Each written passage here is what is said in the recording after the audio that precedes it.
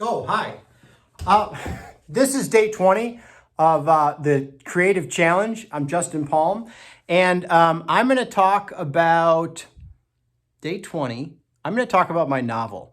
It's called The Last Generation, and it is about technology. It's about coming of age. It's about a 17-year-old kid whose parents divorce and he gets pulled into an anti-tech religious cult.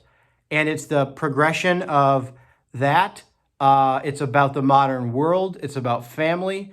It's about, there's a lot of stuff that it's about.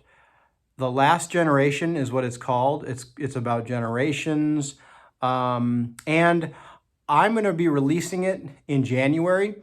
So follow me here, follow me on social, subscribe to the mailing list to get updates on it. And what you caught me reading here was Catcher in the Rye by J.D. Salinger. Very famous book. And I'm killing my back here. There we go. I modeled my book after this in a certain way for inspiration. I think that creatively, it's really beneficial if you're making an album or a painting.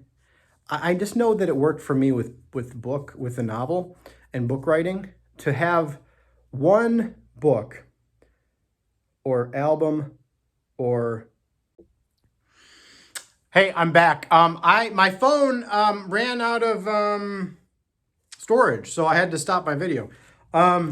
So it was beeping at me, but I was talking about my novel, and I was talking about it's called The Last Generation. It can be really helpful to have one model to use as a North Star guiding post to kind of keep yourself focused on what you want to create with your art. So maybe if you're working on an album and you just are really trying to hit that vibe of like Red Hot Chili Peppers, Californication.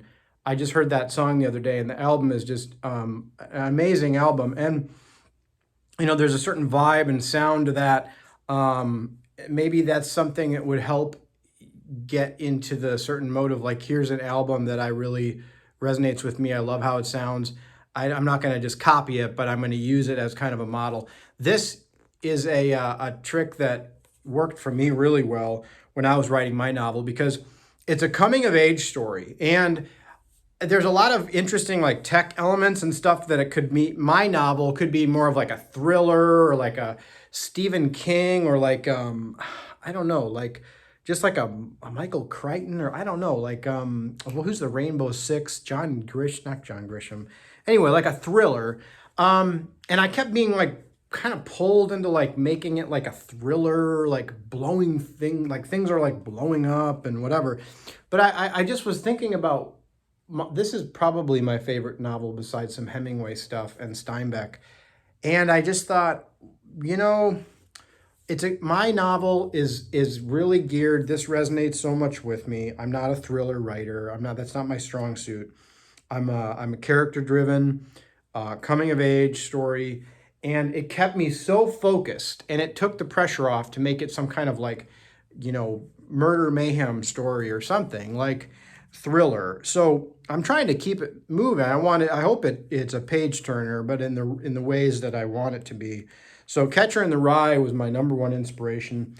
And also there's a lot of other reasons that I'll get into a different time, but having one kind of source material where you're like, okay, it's not source material, but just like inspiration, motivation can really help keep you focused in the creative journey. So this was mine.